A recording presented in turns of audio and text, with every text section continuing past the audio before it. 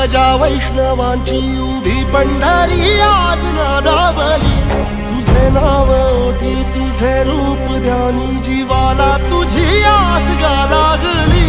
जरी बाप साऱ्या जगाचा परी तू आम्हाले कराची विठू माऊली।